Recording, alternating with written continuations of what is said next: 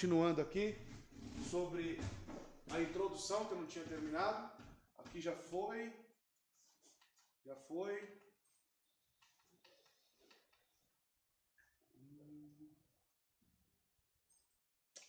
Aqui, objeção.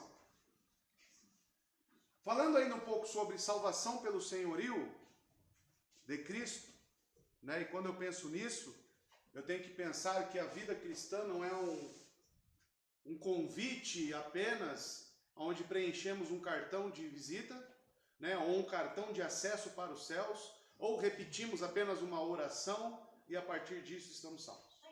Nossas vidas. Quando falamos da lei de Deus, a lei serve para a santificação do povo cristão.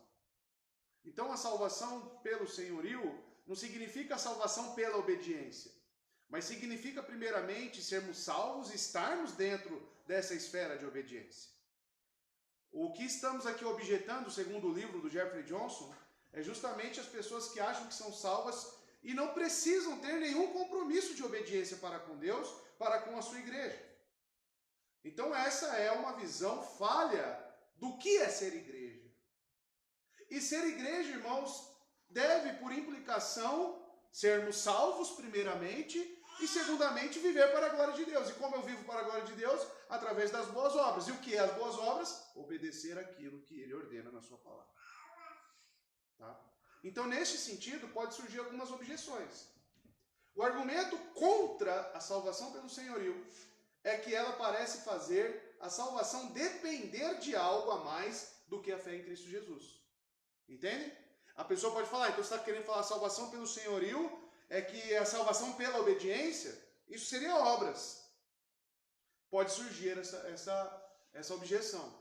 Se devemos nos submeter a Cristo como Senhor, então isso significa que a salvação é pela fé mais a submissão. Não pode ser assim, dizem eles, porque a salvação é somente pela fé. Isso está correto. Exigir que nos submetamos a Cristo para a salvação é exigir algo além da fé. Mas isso é uma distorção do que estamos querendo dizer. Quando estamos inseridos no pacto da graça, irmãos, o que se espera? Fé e arrependimento.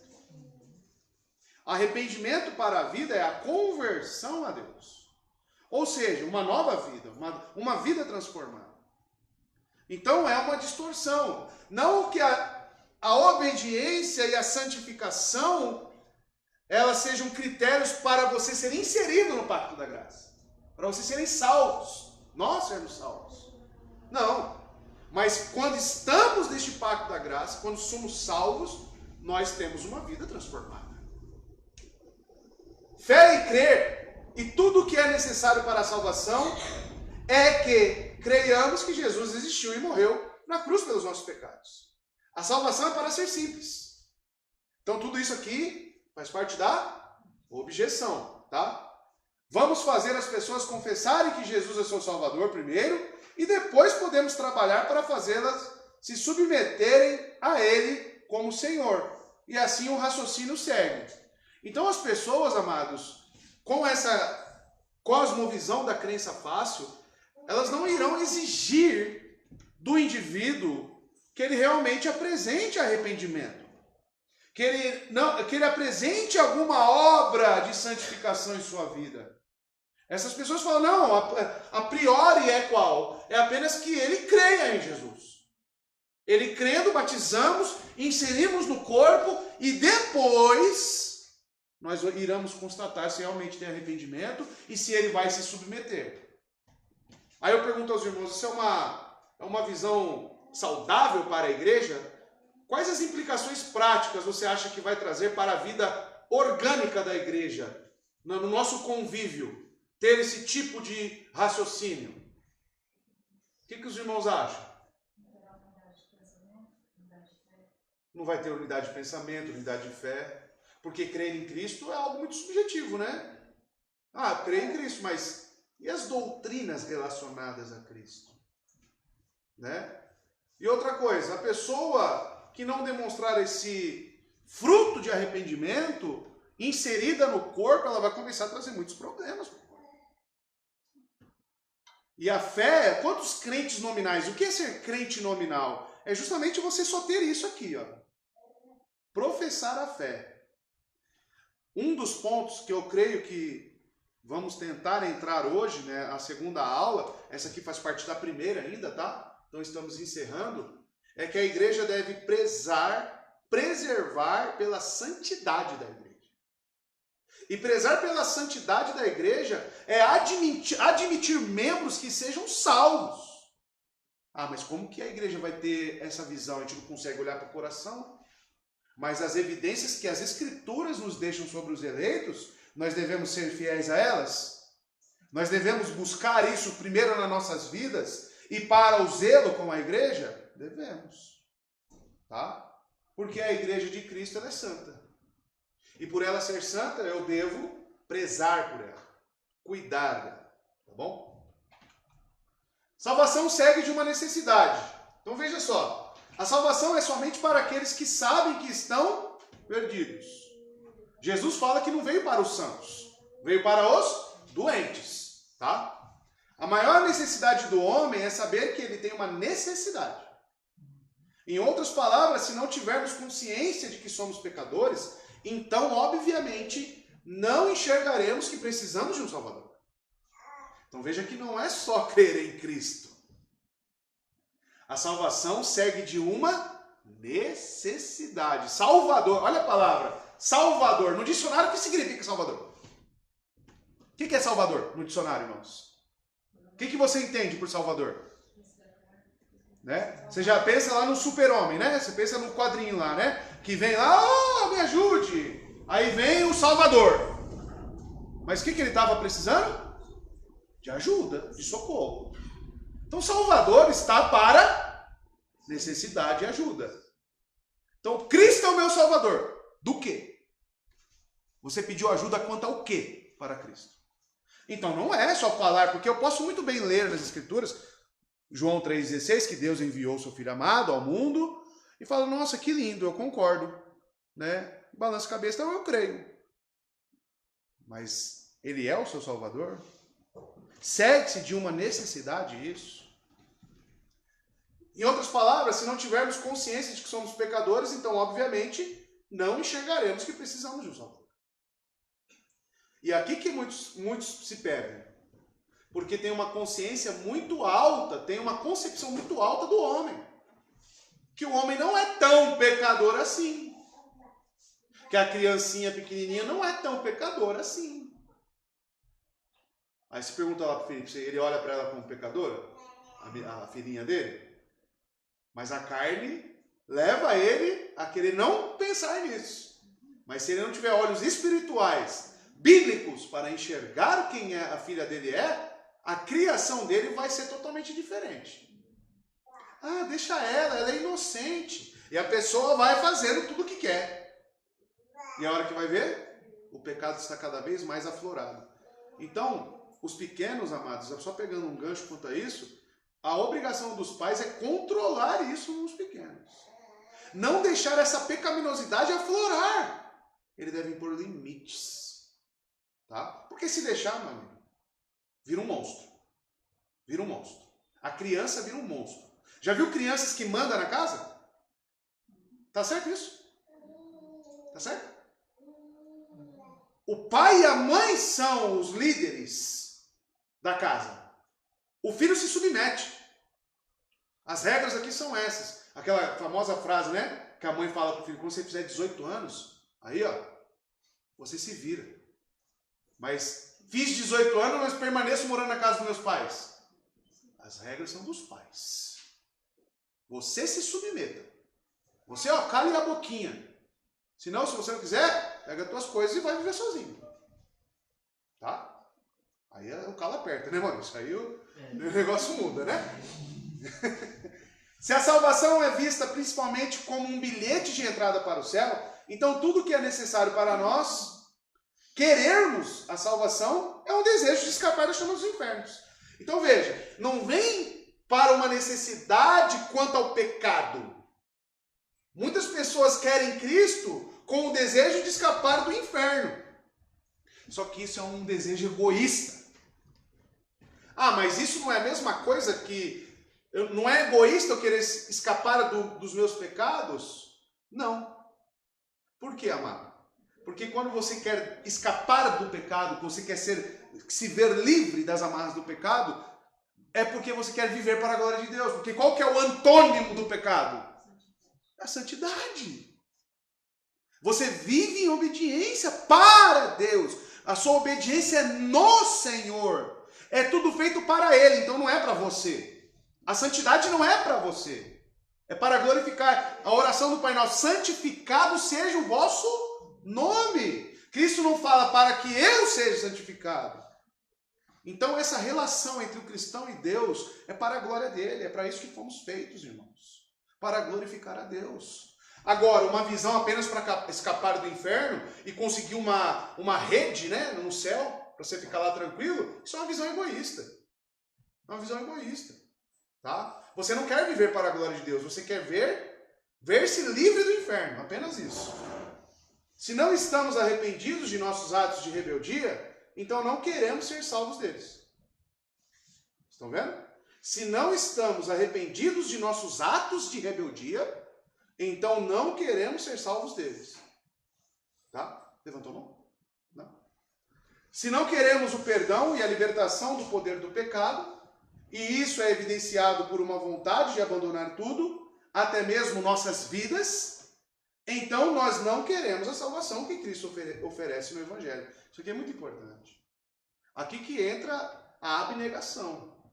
Aqui que entra o negar a si mesmo, tomar a sua cruz e seguir a Cristo. Tá? Nós precisamos, olha lá, se não queremos o perdão e a libertação do poder do pecado, aí ele abre um parênteses. E isso é evidenciado por uma vontade de abandonar tudo. Até mesmo nossas vidas. Nossa, eu tenho que acordar cedo para ir para a igreja. Minha mãe falou, né, para mim, para minha esposa, na verdade, 2 vezes para a igreja hoje. Eu vivo para a glória de Deus. Ele me salvou. Ele me salvou. Se eu tivesse que acordar 3 horas da manhã, eu acordaria. Se eu tivesse que dormir 1 hora só, eu acordaria. Eu fazia, olha que interessante, irmãos, eu fazia isso para o meu serviço. Eu trabalhava na manutenção e eles me ligavam de madrugada, não ligavam? Aí o que eu tinha que fazer? Tinha que ir lá para a fábrica. Ia! Eu ia! Pegava o carro e ó... Agora para vir para a igreja, eu não vou fazer. Se eu tiver que acordar de madrugada para orar, eu não vou orar. Por quê? Porque eu tenho que ficar dormindo. Amados, se queremos o perdão e a libertação do poder do pecado, você não quer negar a si mesmo? É isso que eu quero trazer para os irmãos. Estão entendendo? É isso que nós precisamos entender. Viver para a glória de Deus é ter os nossos desejos aniquilados. Aniquilados. E as pessoas que todos os dias acordam de madrugada para orar, já pensou nisso, irmão? E tem que trabalhar cedo no outro dia? Se ela ficar pensando, vou ficar cansada, ela vai orar de madrugada?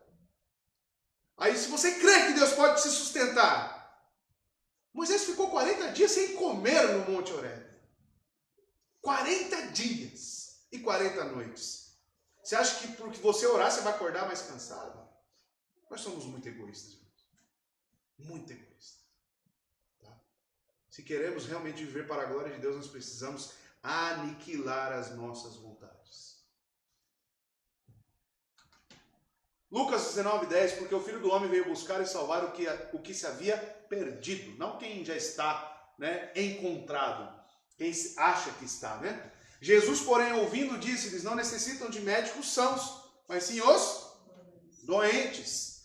Olha só, vim chamar os justos, mas os pecadores ao arrependimento.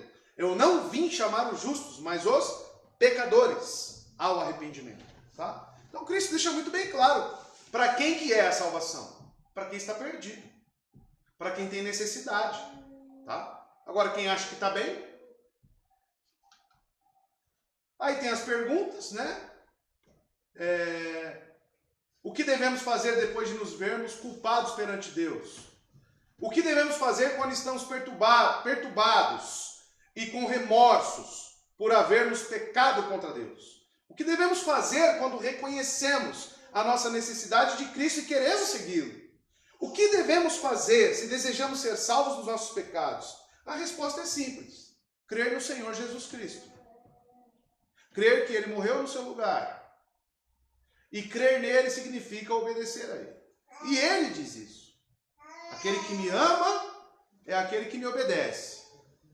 É aquele que guarda as minhas palavras no seu coração. Esses são os salvos. Tá? Complemento da resposta dessas perguntas, tá, irmãos? Não devemos confiar na nossa justiça, mas em vez disso olhar para Cristo em busca do perdão e libertação das garras do pecado. Nós devemos crer no glorioso evangelho que Cristo, que era sem pecado, morreu pelos nossos pecados para que pudéssemos ser justificados diante de Deus no amado. Somente a fé nos salva. Mas para estarmos em um estado de espírito onde desejamos a salvação, devemos parar de confiar em nós mesmos.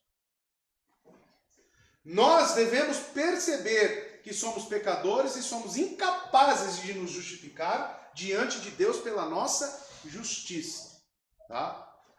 O sentimento de autojustiça, autopiedade, ele é maligno, ele é satânico. Quando você se vê afligido pelos seus pecados, sua consciência fica ferida, e você se entrega a isso, você não consegue viver. Sabe pessoas que vivem agarradas com o passado? Frustradas, decepcionadas? Isso é um sinal de que não jogou todas essas coisas em Cristo, no amado. É o que eu venho conversando com Pedro. Eu venho falando, nós precisamos viver um dia de cada vez na confiança do nosso Salvador. Ponto final. O que aconteceu lá para trás que foi ruim, lance sobre a cruz e creia em Jesus Cristo. Acabou. Ou você crê que Ele é o preço pela culpa, ou você não crê. Viver com o sentimento de culpado, amados, isso não está para a fé em Cristo. Porque Ele expia a nossa culpa, não é?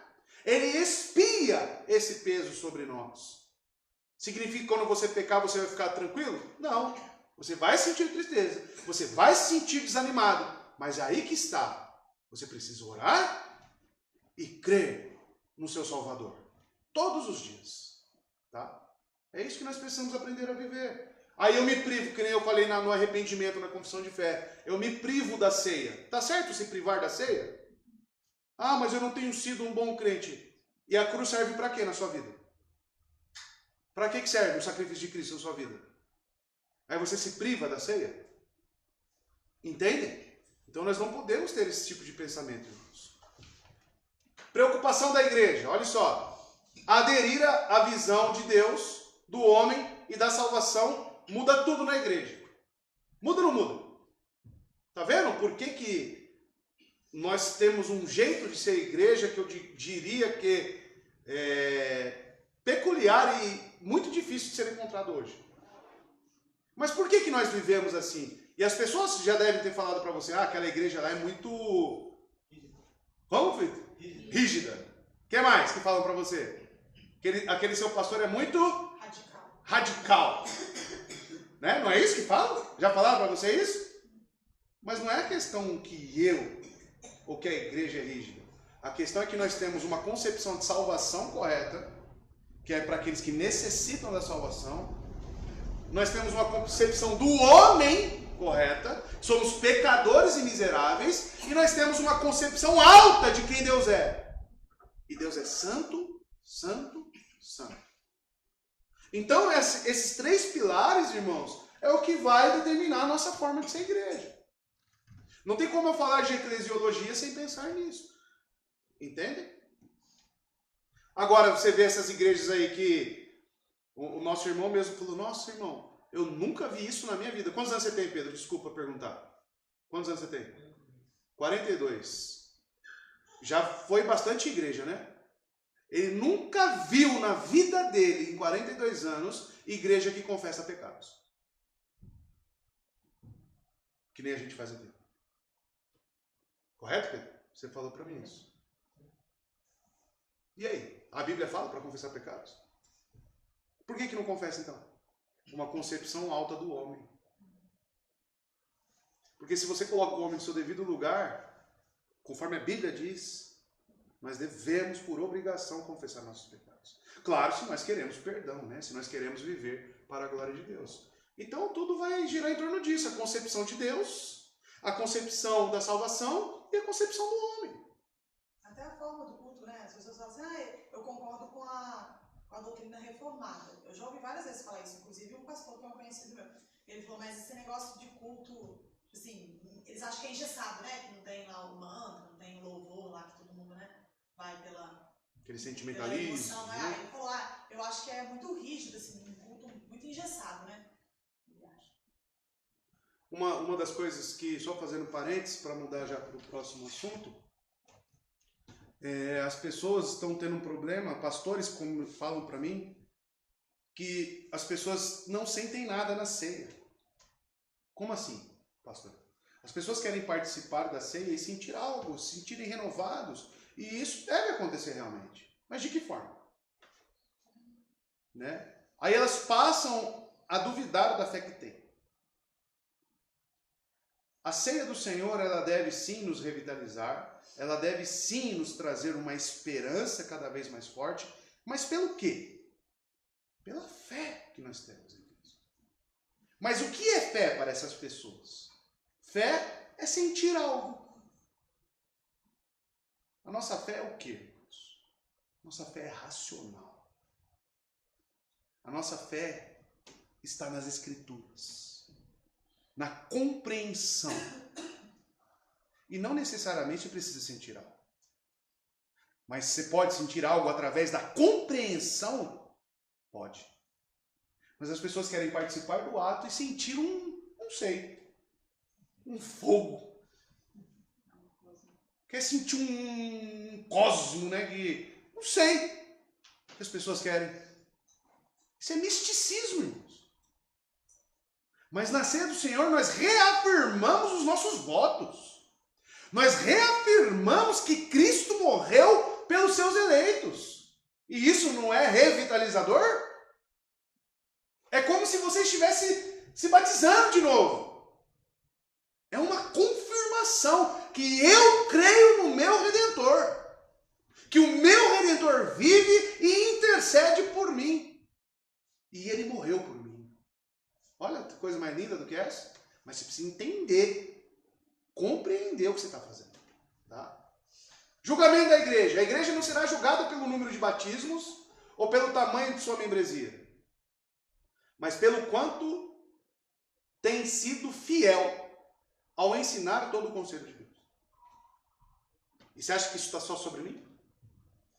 Se eu começar a pregar heresia aqui do púlpito e vocês se calarem, vocês serão culpados diante de Deus. A igreja é soberana.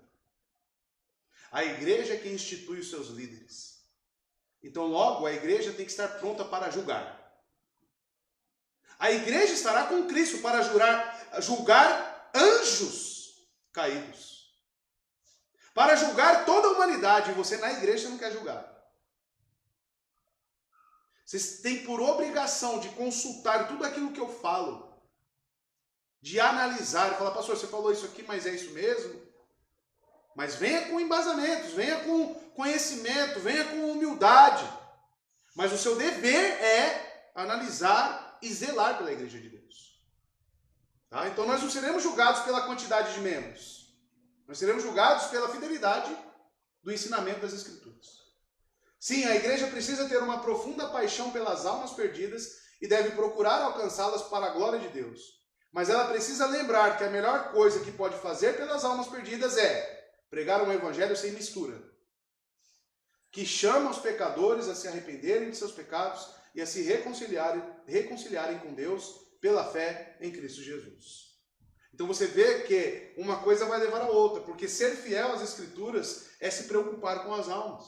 Porque se você prega um evangelho diluído, você não está se preocupando com as almas, você está danificando elas, você está prejudicando elas. Tá? Joe Owen diz o seguinte, Batista: o grande objetivo da igreja não são os números produzidos por nós, mas pela graça por crescer em Cristo. Tá? Por isso que eu não me preocupo com o número de pessoas que estão na igreja. Não me preocupo. Tá? Se todo mundo que já veio aqui tivesse parado nessa cadeira aí, teria lugar aqui, Laura? Não teria mais lugar. Porém, nós vivemos para a glória de Deus, em obediência a Deus, zelando pela igreja. E as pessoas olham isso e falam, nossa, muito duro, muito rígido. Tá quantos meses sem ser arma? É. 5, 6, né?